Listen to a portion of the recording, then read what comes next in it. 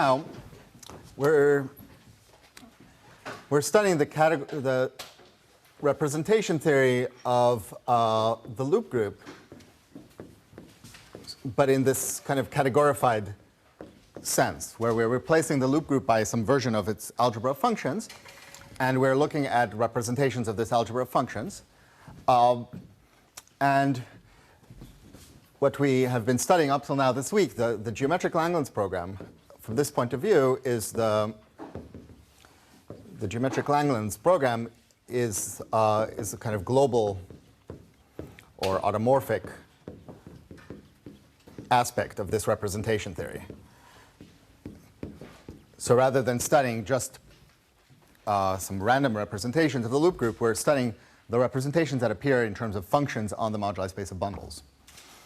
And a lot of the motivations for the Langlands program are coming from the local picture, for just studying representation theory of Lie algebras and Lie groups, which comes from the local picture. And the global picture kind of suggests a lot of structure in this. And I should also say that this, comment again, that this is from the topological field theory point of view. What we're doing now, this kind of local geometric Langlands, which is the study of this representation theory of the loop group, has to do with this topological field theory, this n equals 4 super Yang-Mills on the circle, at least morally. I don't think we have the tools to make this statement precise either on the math side or on the physics side right now. But somehow morally what we're doing now is we're looking at these surfaces and we're thinking about what happens when we cut a surface along loops and try to glue it in terms of gluing data along the loops, which is now, the gluing data are now going to be representations of the loop group. But now we're at a high level of categoricity, so we're looking at these kind of loop group actions on categories. But OK, so this is sort of where we're at now, and now I'd like to talk about a specific setting where the first step after the spherical setting. So before we looked at the spherical or unramified story. Unramified story was given by, we described the Hecke algebra for loop group and LG plus was related to the category of representations of the Langlands dual group. In particular, it was a symmetric monoidal category. It was a commutative Hecke theory. So now we're going to go to the next step. So what's the next step? So the next step is called the tamely ramified story. So what's the tamely ramified story? I'm going to replace LG plus by a smaller subgroup. So let's introduce the Iwahori subgroup, which appeared in Ruminian stock yesterday. So the Iwahori subgroup is a subgroup of the loop group, defined by the property that, in fact, it's a subgroup of LG plus. LG plus has a map to G, which is evaluation at 0. So this is G of Taylor series. And we can take these Taylor series and evaluate them at 0. And we want to look at the subgroup of things which are upper triangular at 0. So the Iwahori subgroup are things that at z equals 0 are upper triangular. So this subgroup is kind of the analog of the Borel subgroup. From the point of view of Thier-Kac-Moody groups, this is the Borel subgroup of the loop group. So what can we do with this? Where we introduce the affine flag variety. So this is the analog of the affine Grassmannian for the Iwahori. So we look at LG mod I. This is the affine flag variety. And this has a geometry that's very, very similar to that of the affine Grassmannian. It's a union of finite dimensional orbits for the Iwahori group, which are the affine versions of Schubert cells. So these are all finite dimensional orbits, and what are they labeled by? They're labeled by an analog of the Bruhat decomposition. So the double cosets of a group by its Borel subgroup are given by the Weil group. So there's a similar statement here. The double cosets of the loop group by its Borel subgroup are given by the affine Weyl group. So this is the affine Weyl group, which you can write as a semi-Dirac product of the finite Weyl group, the Weyl group for G, with lattice. Okay, so this is our affine Weyl group. So now what can we do with this? Well, what did we do with the Grassmannian? We're going to look at some kind of algebra of functions on double cosets under convolution and try to describe this. So one thing we can try to do is first, again, to model this by replacing, so we can model, so what we're after is D modules on this space, so which is what we're going to call Hecke algebra. There's the Hecke algebra for the loop group and the Iwahori. We can model this by picking a finite field, by looking at functions on, we're going to look, instead of our loop group, we look at G now over FQ Laurent series Z, or we could put in here a p-adic field instead. We look at FQ Laurent series Z, and we take double cosets for the Iwahori subgroup of this, which is defined in the same way. So let's call this, so this is a convolution algebra of functions. Let me call it straight H, LG, Q. So one thing we could try to describe this algebra. This algebra is called the affine Hecke algebra. So what structure does this affine Hecke algebra have? So the first thing we can notice is that inside of this affine flag variety, we can put the finite dimensional flag variety. So inside of here, we just look at the orbit of the finite dimensional group G, and its intersection with I is Borel. So we have the finite flag variety here. So if you look at the functions on here, you're going to see inside of them the finite Hecke algebra. So this is going to contain the finite Hecke algebra, which is the algebra that appeared in the previous talk with G over FQ with Borel's over FQ. So this sits inside of this affine Hecke algebra. And in fact, this affine Hecke algebra is generated by this thing with just one additional generator, T0, one additional reflection. Yeah? So when you say that you model this with the functions on this right. in the finite group, the finite field? Yes. So what do you mean? So I just mean that I'd like to describe this. This is the object I'm trying to describe. And I'm, instead of doing this convolutional level of D modules, I'd like to have a different function theory, a function theory that I can calculate more concretely. And the way I can't do that complexly. If I look at, I don't have a nice measure theory on this loop group that I can easily deal with. But if I look at the group over the finite field, there's a nice hard measure theory. And I can do a convolution algebra of functions on this group, or on a p-adic group.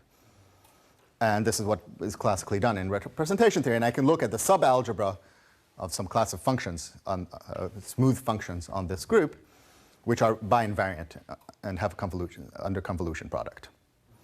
So, and the idea is that that's going to be some model that's going to be closely related to the K group of this category.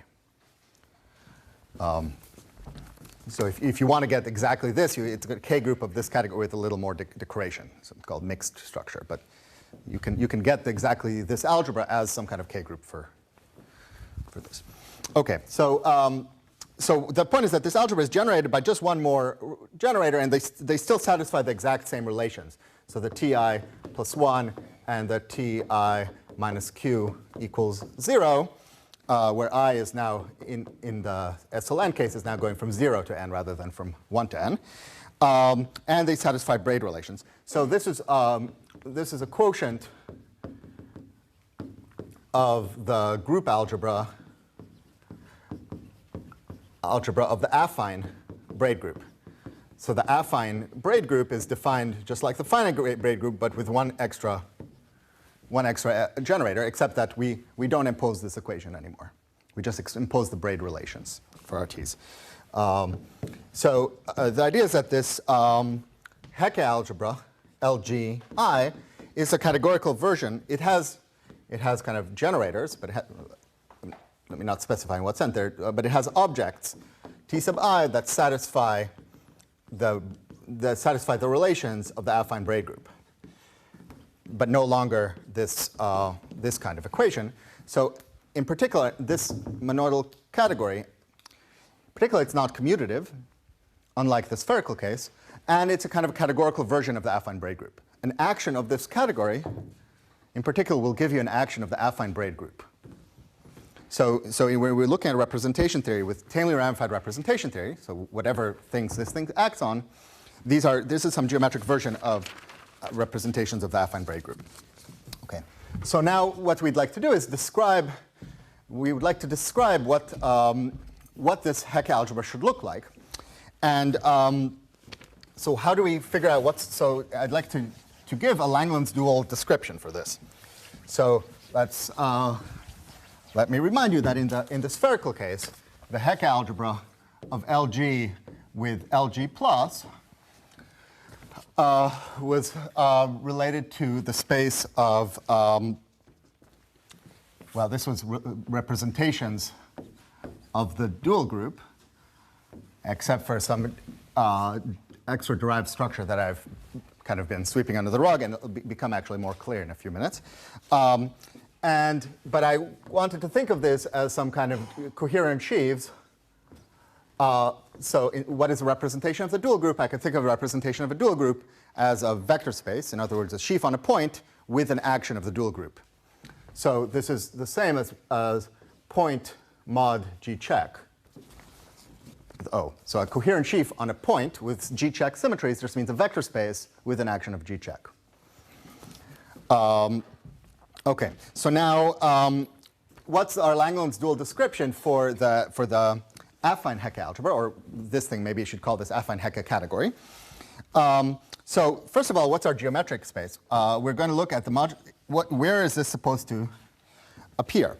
So this thing appeared as the symmetries of the moduli space of, these were the symmetries of moduli spaces of connections on a G dual bundle on X at some particular point X, of X and X. And these were these operators, these representations of G dual gave us tensor product operators on coherent sheaves here. So where would we expect this tamely ramified thing to act? Well, we look at G bundles on, if we're going to look at G bundles on a Riemann surface X. So the Riemann surface right now is just auxiliary. I'm going to be looking at some local picture at this point. So I look at moduli space of, this is moduli space of parabolic G-check connections on X with respect to X, which means these are flat G-check connections with simple pole at X and a compatible flag.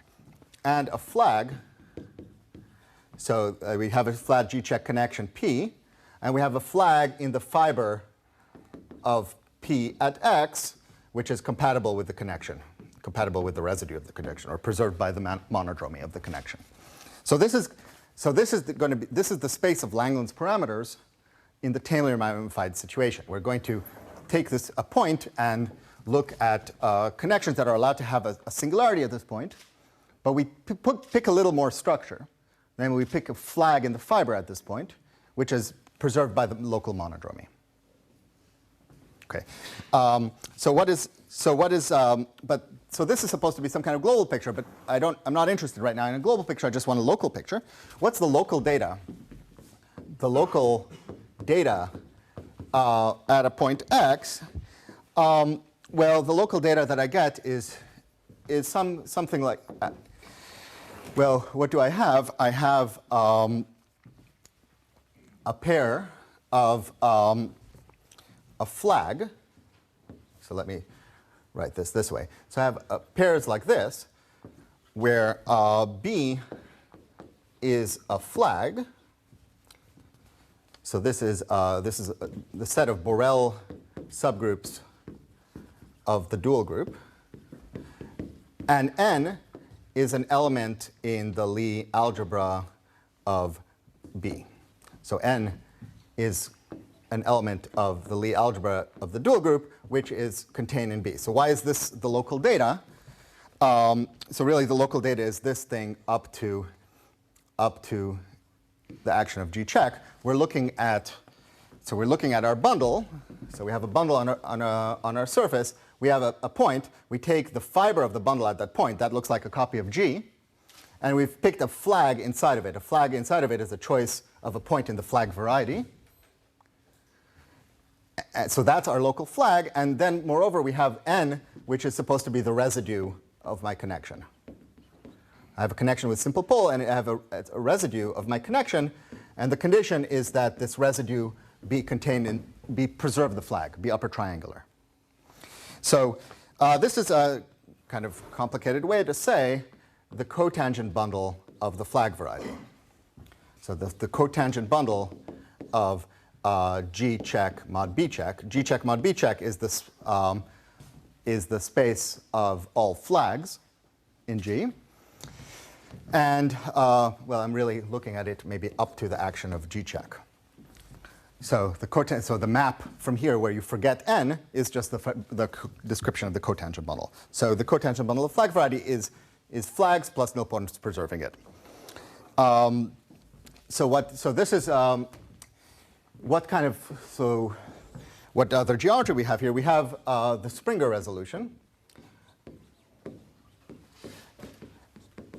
So if we look at the cotangent bundle of the flag variety, we can just forget the flag, and we get a map to the Lie algebra. In fact, it lives in the cone of nilpotent elements in the Lie algebra. And this in fact, as Rubin described this as the moment map for the action of G check on this space. Okay, so now this is kind of my local. So the idea is that if I have a bundle with a connection and a singularity at a point, my local data is, well, I can forget that I chose a flag.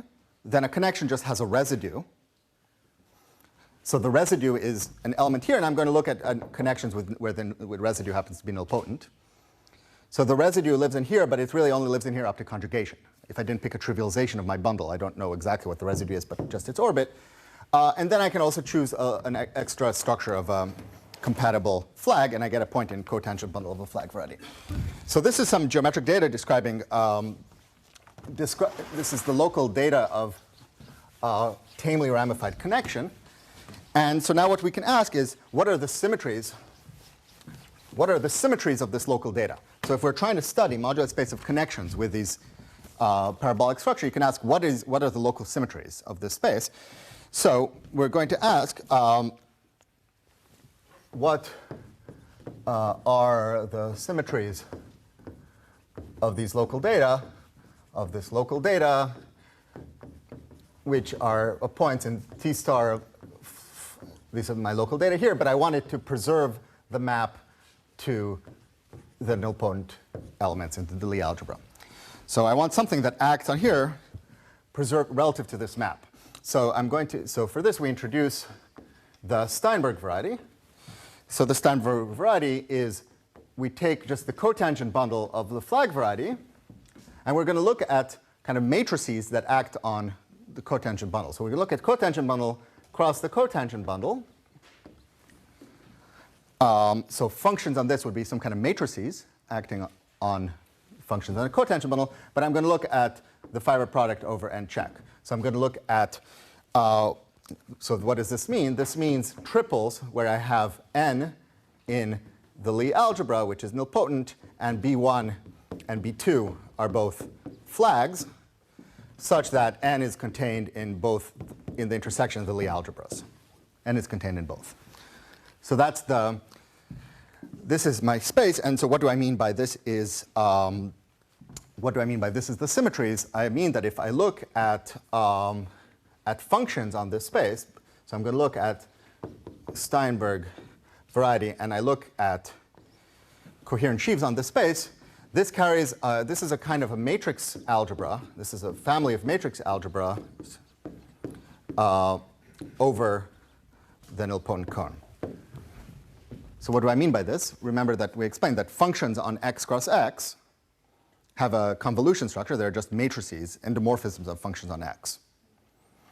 So here I'm going to take, so first of all, this is a matrix algebra that acts on just T star B check, preserving and check. So if I take a function on this product, and I take a function here, I can pull it up, multiply by my matrix, and sum up over the fiber and get a new function. So functions on here have a natural convolution structure, and they act on functions here, preserving them relative to this map. And the definition is just a definition of a matrix algebra. So this is a very simple convolution structure. It's much simpler than these general Heck algebras. It's just given by functions on a product. OK. All right. So in any case, this is some local geometric data. So this is and if you like, there's a little bit more structure, which is the space. The Steinberg variety carries an action of the group G check, and it carries an action of C star. So it carries an action of the group G check just by multiplication, and it carries action of the group C star, which is rescaling my nilpotent element. So these are kind of the symmetries, rescaling the residue. So now we have so the theorem of Kazhdan and Lustig. Gives a description of the affine Heck algebra in these terms. So this is the Langlands dual description. So if you'd like, this is the tamely ramified version of the Satake theorem. So Satake theorem told us how to think of the spherical Heck algebra in terms of the Langlands dual group, in terms of representation of the Langlands dual group. Kazhdan and Lustig theorem tell us that the affine Heck algebra is isomorphic to the K group of coherent sheaves on Steinberg. So I'm going to look at, let me just emphasize, this is the K group of coherent sheaves, algebraic K group, which is equivariant with respect to these extra symmetries. And that this is an isomorphism of algebras. So the Heck algebra was an algebra by this convolution on double cosets. This is a kind of matrix algebra. So the idea, and if you'd like, if you put Q equals to 1, this becomes just the group algebra of the affine Weil group. You get rid of these funny relations. This becomes the group algebra of the affine Weil group, and that gives you just, you can forget about this C star. So if you're just willing to ignore C star, you're just looking at these kind of coherent functions on Steinberg, which are equivariant. OK. So why is this a kind of a local Langlands picture? Because this algebra will act on, if I look at my moduli, so why did I introduce all of this? If I look at my moduli space of connections with this parabolic structure, if I look at coherent sheaves on this space of these tamely ramified connections, this carries an action now of this Heck algebra. So this, what's my notation? This carries an action of my D of Steinberg O. Why does it carry this action? Because my local data, I just look at my connection. I forget everything you want about the connection except what it does at this point. It has a flag, and it has a nilpotent element, which is its residue. And changing that is, you can act on that just by matrix multiplication by a function in here. So these are the local symmetries that act on the space of Langlands parameter. And Kazhdan and Lustig say that this is exactly the same as the symmetries that act on the other side, on the Iwahori side. So this theorem actually implied, this gave a proof of the Deligne-Langlands conjecture. Langlands conjecture, which is the tamely ramified version of the p-adic local Langlands conjecture. So the point is that this theorem tells you that this affine Heck algebra is really a family of matrix algebras over the nilpotent cone. And we know what representations of matrix algebras are. Representations of matrix algebras are easy, so that there's only one, basically, an irreducible one. So this tells you that if you want to understand representations of this affine Heck algebra, you can use this to describe it as a family of matrix algebras and then give a complete description of all the representations. OK. OK, so other questions? What do you mean by by a family of matrix algebra? Right. So I just mean that that this is well, what is a matrix algebra? A matrix algebra is something given by functions on a well, finite set, and I look at functions on z cross z, and I give a convolution on this just by matrix multiplication. So I look at z cross z, and I use the projection. So I take a matrix, take another matrix, and sum up over the middle factor. So that's how we define matrices. So now I'm just saying, suppose we have, suppose my finite set mapped to some other set. I can do a relative version of this.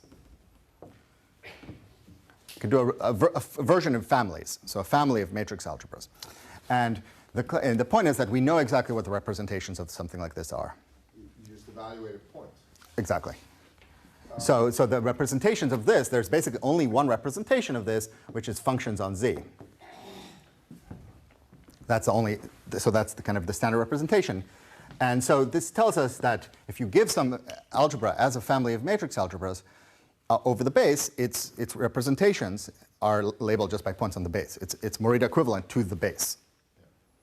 So this tells me that representation. So the point, what I'm claiming is this is explained very nicely in the book by Chris and Ginsberg, that once you have this description, this really does work just that way. This algebra, the way we define its multiplication, there's nothing subtle involving group theory. It's really defined just by such a matrix multiplication. Therefore, its modules are exactly labeled by points of the base, roughly. So, I mean, you have to be a little subtle about this, but it essentially gives this picture does give, in a completely standard way, a full description of all the representations in terms of points of the base, which is this nilpotent cone. Don't you also get reducibility? I mean, I don't think it should just be points on the base. Right. No, there's extra. It's subtly involving the fact that sometimes it's multiple sort of. Right. I mean, there is extra data involving the fact. So first of all, you have the representations of G check. So you can localize this at any particular. This is a module over kg check of a point over the representation ring of G check. So that gives you an extra parameter. So these are the parameters, the S, N, and chi in the Langlands conjecture. But this is a category of coherent algebraic sheaves. Well, this is the K group. This is just the K group. Of the category. Yeah. But you're saying that K group in particular is a vector space over the complex numbers. Are you saying that? Or do you have to complexify that? I mean, K groups usually are abelian groups. They don't usually carry the structure of a vector space. Sure. No, I'm saying this isomorphic. Right. So I'm looking. Yeah. Maybe it's isomorphic to an integral subalgebra, and then you have to complexify it or something. Is that right? Is it right what I'm saying? I mean, this is going to be a. Sorry, I'm blanking here.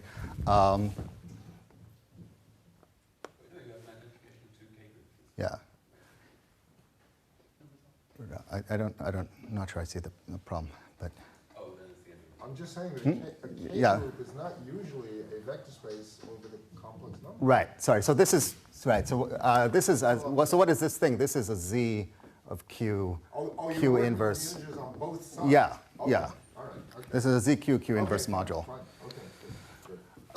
Okay. Sorry. Anyway, so I don't. Right. So the claim is. So I mean, it's of course an oversimplification to say matrix algebra. The claim is that this description, writing this algebra as just a convolution algebra from a product, there's a standard, completely standard procedure once you have that to give a complete list of all the representations. I mean, it's more subtle than just saying points on the base, but it's roughly that. You have to remember that you're looking at some equivalent K group rather than something else.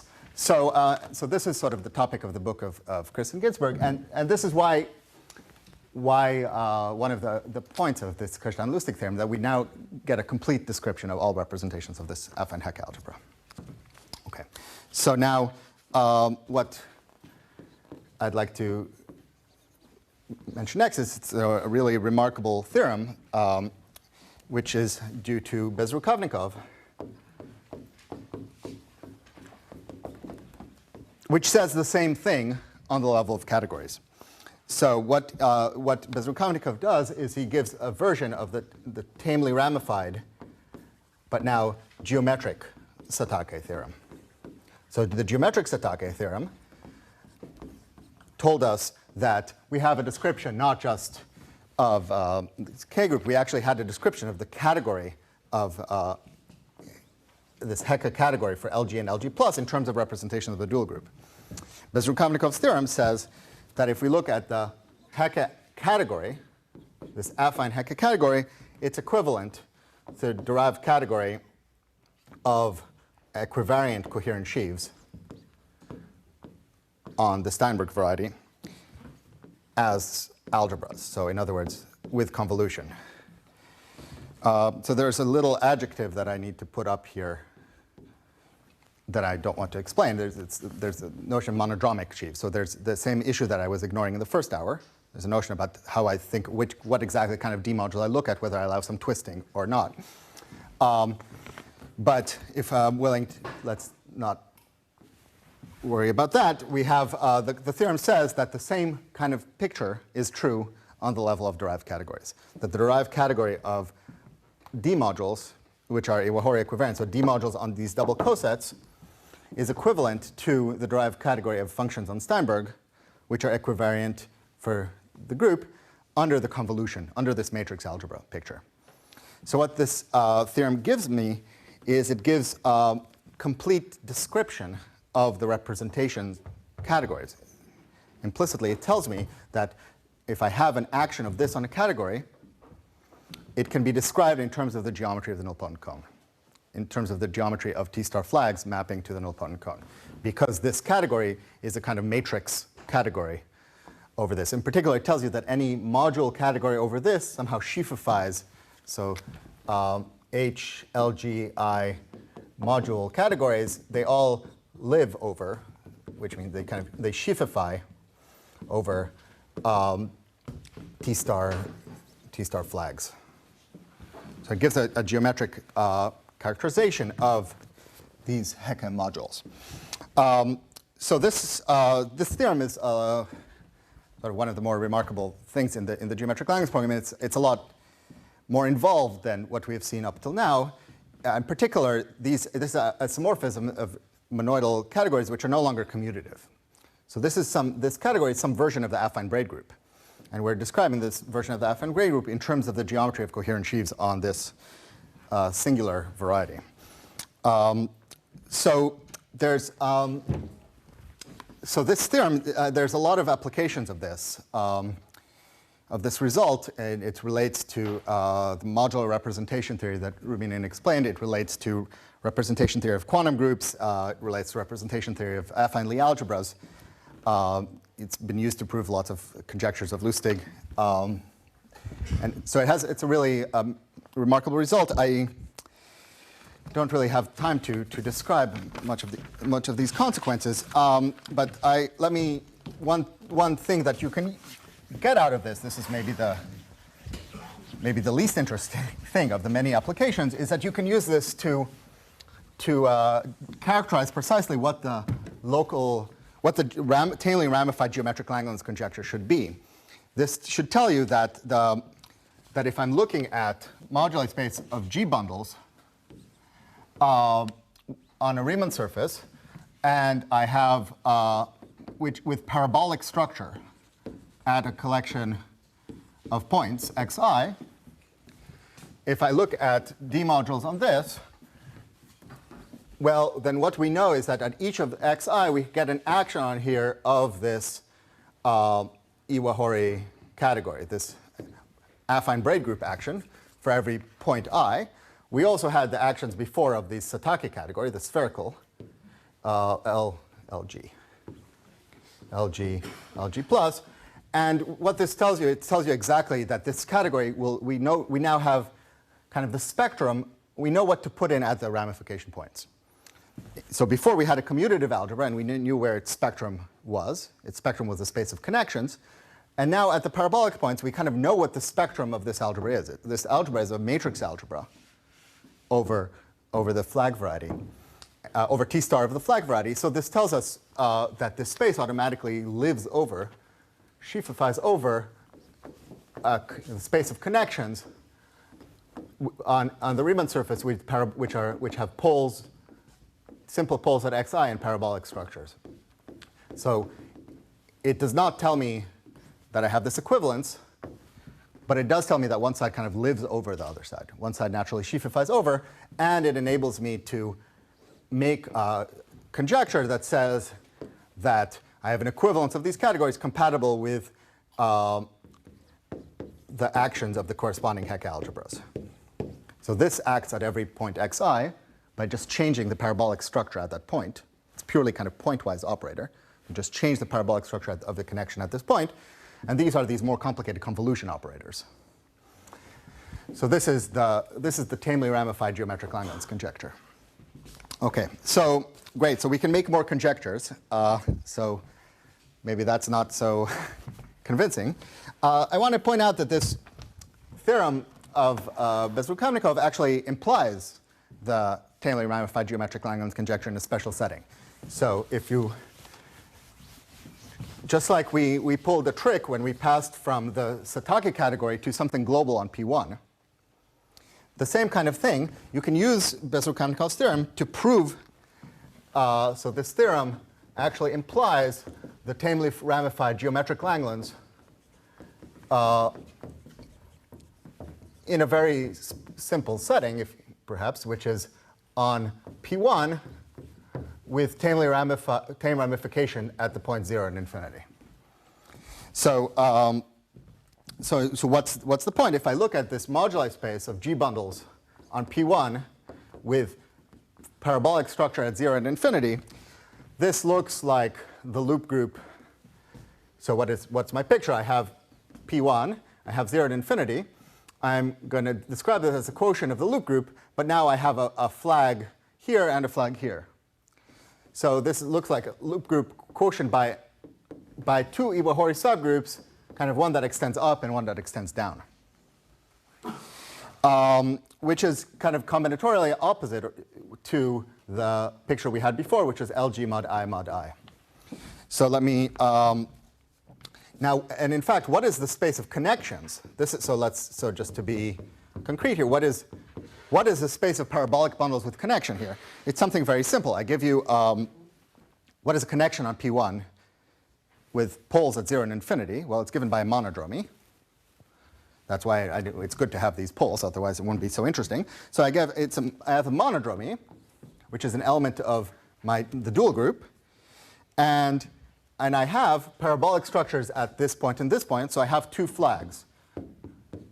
You have a monodromy and you have two flags, and moreover, you have a compatibility condition. So here G is in the dual group, and B1 and B2 are in the flag variety for the dual group, and you have the condition that G is in both, that the monodromy preserves the flags at 0 and infinity. So this is the Steinberg variety, except we replace the Lie algebra by the Lie group. So but this space is kind of the group version, I'll just call it like this, it's the group version of the Steinberg variety. So the Steinberg variety, instead of thinking of it as a local parameter space, you can think of it as some global space. So this is kind of an analog where I put the G in the group, and I don't require it to be nilpotent or unipotent anymore. But the point is that, so let me state a proposition. So this is pretty easy once you have Bezrukavnikov's result. I guess I should, yeah. So this is kind of an easy consequence of Bezrukavnikov's result is that you actually can prove geometric Langlands on P1,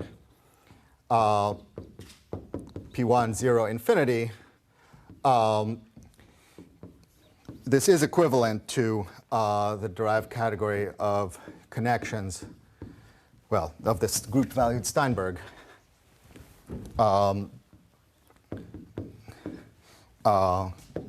Compatible with Hecke actions. OK, so this one has to be slightly completed for the same reasons that appeared in Konstantin's talk. So even when you start writing geometric Langlands, in the simplest cases, you already find that it's not, that there's some issues of one side tends to be a little bigger than the other. And this, you can either make some growth conditions like Konstantin suggested, or make some little completion here. So you have this, this proposition, which is basically just taking Bezrukavnikov's result and kind of putting it on its side, just switching I plus and I minus. OK, so great. So you can actually prove some geometric Langlands statements in this kind of toy setting.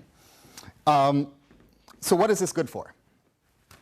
And so what I would like to explain is that the claim is that geometric Langlands in this very kind of local case, so we think of this as just a story about the loop group and its Iwahori subgroup, so you can think of it as a purely local story, or you can think of it as a global story on this very particular geometry, P1 with 2 points. I want to claim that this has a lot of relations to representation theory of finite dimensional real and complex Lie groups. So I'd like to try to apply this result. So this theorem of Ben-Zvi is going to be kind of the main tool, which we're going to try to apply now to get results about the representation theory of G itself. So how do we use this? So from everything I'm going to try to explain is work with David Nadler at Northwestern. We are going to try to link this kind of affine Hecke theory, this affine Hecke geometry, so the theory of Hecke of LG and I, with the kind of finite Hecke algebra, Hecke of GB. So before we saw in the representation theory of finite dimensional Lie algebras, you're interested in studying this version of the finite braid group, which acted in all the categories of representations. Acted on categories of representations of real Lie groups and category O in various versions. But now we have this really powerful tool that describes the representation theory of the kind of affine version of it. Representation theory of the affine braid group, we now know how to describe in some sense as some kind of matrix algebra. And the idea is to try to use that to get results about this algebra, which looks nothing like a matrix algebra. Okay. So what are the ingredients? So what are our ingredients? So there are two. Yes. The red pen is not very visible. Oh, okay. Yeah, I think the blacks are dying. So maybe they're, well, let's see. Oh, okay, great. Now it looks like I wrote my stuff in red. Okay. Yeah. So you can, on the tablet, you can just circle this and click a different color, but I won't do that. Okay. So what are the two ingredients? So there are two geometric ingredients that go into this story. One has to do with passage from the loop group to the group G. So we need to go from this picture, the affine story, to the finite story. And the way we want to do that is a version of S1 equivariant localization. So to say in one sentence, we have an action of the circle rotating the loop, and its fixed points are the group. So if you want to relate representation theory of loop group to the group, you should look at the circle and try to find a way to pass to fixed points. So that's one ingredient. The other ingredient is we want to pass from the complex group to a real group. And this is the harder one. How are we going to go from complex to real? And the idea is that there's a beautiful structure that this is one of the places where the Langlands point of view really helps you. There's the theory of base change, Langlands theory of automorphic base change, which is something you sort of don't have in this context. It's something you have in this loop group context. So one of the idea is going to be, I'm really going to kind of have some kind of picture where I go, if I want to understand how to pass from the loop group to the real group, I'm really going to pass from the loop group to some kind of real version of the loop group, and then by S1 localization to the group. There's some kind of picture like this that I'd like to explain. Okay. So, all right. So what's the idea? So first of all, for the S1 localization, let me just remind you of the usual story of equivariant localization in topology. Is if M is a manifold with a circle action, then I can calculate, so I have this S1 equivariant cohomology of M.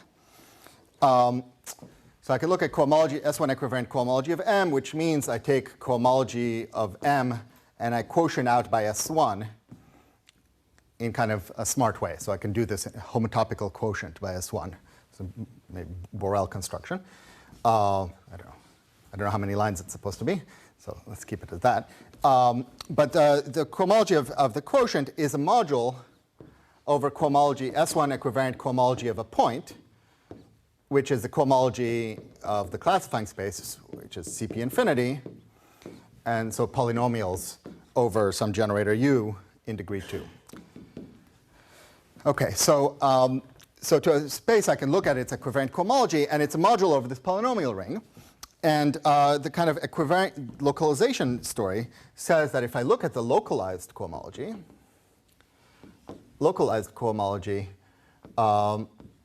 which means I tensor S1, the cohomology with C of UU inverse. So if I invert this generator in degree 2, that this localized cohomology is captured by, this agrees with cohomology of the fixed points. So this is captured by the cohomology just of the fixed points of M. Well, with appropriate coefficients. But the point is that you can pass from a space to its fixed points on the level of cohomology by first looking at not ordinary cohomology, but equivariant cohomology, and then you do some periodicizing. You invert this generator in degree 2. So at least in the Z mod 2 graded vector space, you get the Z mod 2 graded cohomology of the fixed points from this picture. Okay. So now, how does this apply in our context? We're going to try to apply this to the loop space. So this is a technique with a long history, and trying to apply to the loop space, and you always have to be a little careful because it doesn't really apply directly in the case of a loop space. But in any case, the idea is we're going to try to study loop spaces. Loop spaces carry actions of S1, and the fixed points on loop spaces are the original space, Z. So you can try in various, try to use S1 equivariant localization to relate topology of LZ and topology of Z. This was done by Witten and Attia and many others since. So where are we going to do this? We're going to apply this to relate, roughly we'd like to apply this to relate the group algebra of the loop group and the group algebra of G. But I'd like to be more specific. I really am going to look at just at the Iwahori part. The technique is more general, but these are algebras that we understand.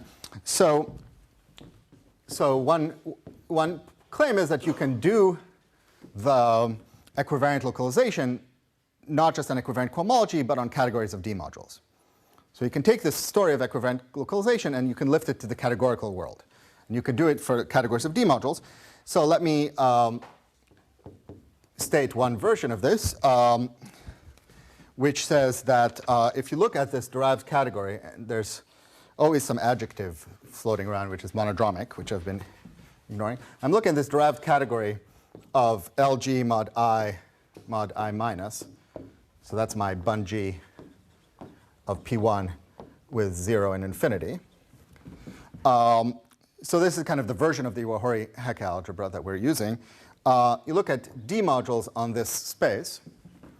And now I'm going to look at S1 equivariant D modules. And S1 is coming. You can think of it as rotating the loop, or you can think on P1. There's a symmetry of P1 fixing 0 and infinity. So I look at the S1 equivariant category, and I put a loc, or you could put periodic, which means I'm going to tensor this over polynomials in U with polynomials in U and U inverse. So there's a version of this on the level category. I can take this category, and it'll become, when I put S1, it becomes a module category of polynomials in U, and I invert U. And this claim is that the same localization theorem works, that you can look at, this is the same as D modules on the fixed points. Well, you'll have to tensor with polynomials and UU inverse. Now, but what are the fixed points? And the point is that the fixed points here are, well, you've just gotten rid of the L's. They're exactly B mod G mod B. So this side is our version of the Hecke algebra, of the affine Hecke algebra. This is a version of the finite Hecke algebra. Okay. So again, there's some adjective monodromic, but this tells you that you can pass from the loop picture to the finite picture by doing an S1 localization. Okay. All right, so this is not terribly surprising. This is a version of equivariant localization. But now what we'd like to do is pass to the other side of Langlands duality. So we have this, oh, it's even here. We have this theorem of Bezrukovnikov.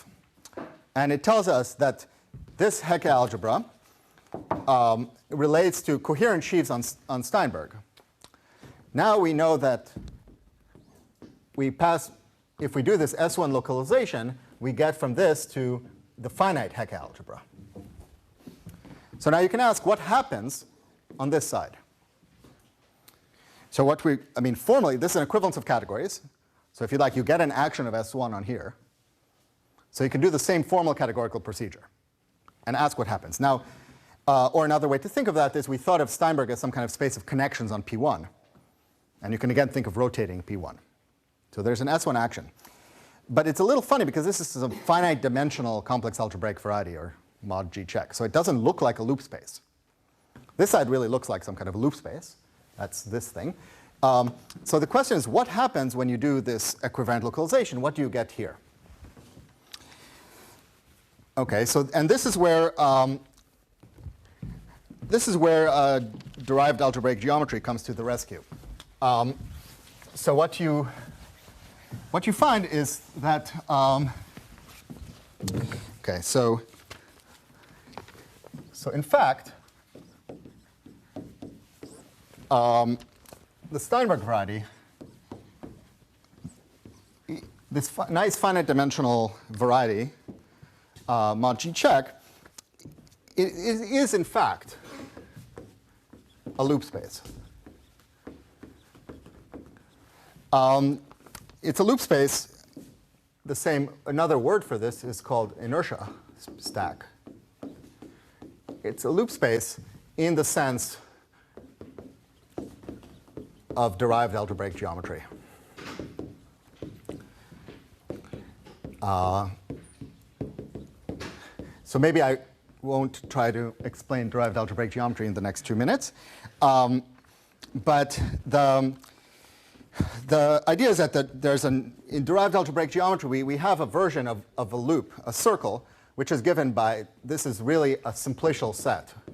There's a version of S1 which has nothing, this loop space has nothing to do with maps from C star into Steinberg. You start calculating maps from C star to Steinberg, looks nothing like, C star into, well, this doesn't look like maps from C star into anything. But there's a version of the circle which is a purely homotopical version, and that lives in this world of derived algebraic geometry, and you can look at maps from this purely homotopical S1 into something, and the thing is, you ask, what is that something? And that something ends up being exactly the flag variety of the dual group. So what you find is that the Steinberg variety is in fact a loop space, and it's a loop space of the finite dimensional flag variety. So I'd be very glad to explain later what these loop spaces are, what they mean. The word, if you've seen inertia stacks, this is basically what a loop space is. So it basically means that the loop is only going through the automorphisms of points. The loop doesn't have time to move around the space. It's a very fast loop, so it sort of just wraps around automorphism of a point. It's kind of a beta to think of as a zip line. Maybe I should point out that for X, a smooth scheme, the loop space in this sense, Lx, which is this simplicial maps from S1 to X, is just given by the tangent bundle of X as a supermanifold. It's just the odd tangent bundle of X. So this is something very familiar from physics, studying quantum mechanics on a space, or sigma model on a space, that the odd tangent bundle of X appears as a kind of loop space. Okay, so since I'm running out of time, let me just proceed to say, well, okay, it turns out you can think of Steinberg as a loop space. And in fact, it's a loop space of something very nice. It's a loop space of flags mod B. So then you can ask, what does that equivariant localization tell you? You have a loop space. It has an action of rotation of the loop. So you can ask, what happens when you do a rotation of the loop? And something kind of cool happens because of this in this derived picture, that the loop space has something to do with odd tangent bundles. And odd tangent bundles have, the odd tangent bundle of a space is something that carries a canonical odd vector field called the de Rham differential. So the de Rham differential can be thought of as an odd vector field on the odd tangent bundle of a space. So this tells us that this loop space of varieties have something to do with de Rham cohomology. This is also a version of what, this is a very familiar to people who study cyclic homology, that cyclic homology is a category of coherent sheaves on its loop space, or at least on small loops. So this is a small loop space. And you take the S1 localization, this is the same as D modules on X. I guess, again, tensor to CFU inverse. So something funny happens here is that when you do these loop spaces in this funny derived world, when you do localization, you go from coherent sheaves, from O modules to D modules. That's just because you're going from functions to de Rham cohomology. That just means you're looking, S1 equivariant just means equivariant for the de Rham vector field. In other words, flat connections. Okay, so that's the story. So what do we get? We get the following picture, that this derived category of Ben-Zvi P1, well, I guess it's over here. So, well, okay. 0, infinity, D. This is equivalent by Bezrukhamnikov to Steinberg O. So I guess I should. Then you pass to S1 equivariant localization, and you get exactly this category of so we're going to HG check, and here we get HG check B check. So as a result, you get an equivalent of these two sides. So here it's some monodromic version. Here it's a non-monodromic version. So as a result, you get a theorem which gives you a canonical equivalence as monodal categories between the kind of finite Hecke category for G and the finite Hecke category for G dual. Because this is exactly D modules on flags mod B. So that's what's produced for us by this equivariant localization. So this result, this is actually a strong form of Sorgel's conjecture for complex groups. So Sorgel proved his conjecture in the case of a complex Lie group, and this is a slightly he gave an equivalence between these two sides, but he didn't have a canonical characterization of it. So this gives a kind of a canonical version of the Sorgel conjecture for the case of complex groups. So if you like this category here, this is the category of Harish-Chandra modules for the complex Lie group. This is a category of infinite dimensional representations of this group. And so we're saying that this category of infinite dimensional representations with its braid group action is equivalent to, has a kind of Langlands dual description. Okay. And right. And in next week's series of talks, I will explain how to say. So let me just say 2 words, and I will stop. And so 2 words. So how to go from. So now, of course, the most interesting part is how to go from complex groups to real groups. And the point is that there's this picture of base change. And automorphic base change says that if you're on the world of, if you have a covering space of curves, if you have a covering space of two curves, gamma is here supposed to be the group, so y is a quotient of, so these are both algebraic curves. We can describe connections, G dual connections on X as G dual connections on Y, which are gamma equivariant. This is sort of something tautological. We can describe connections on X in terms of connection on Y. And you can formulate this in terms of Hecke theory. You can say that I can describe O modules, the category of O modules on this thing, in terms of categories O module on this thing plus its Hecke action. So now the Langlands philosophy tells you that a similar thing should hold on the Langlands dual side. If you knew the Langlands conjectures, it would automatically tell you how to pass between bun G of Y and bun G of X, how to describe D modules, bun G of X, in terms of D modules on bun G of Y. And so you can formulate that as a base change conjecture. And the claim is that we study this conjecture in a very special case where you look at, I guess, sort of a twisted case where you look at P1 maps to RP2. So what we're doing is we're looking at P1 with antipodal map as its real structure. And so we have, and this real structure will act non-trivially also on the group. So we have a group G, and we have an involution on it whose fixed points are the real group. And so you can construct a moduli geometric Langlands theory on RP2 for the real group. And so, of course, I'm out of time, but let me just say that we get out of these various results, for example, we get a theorem which is a real version of the Kazhdan-Lustig theorem.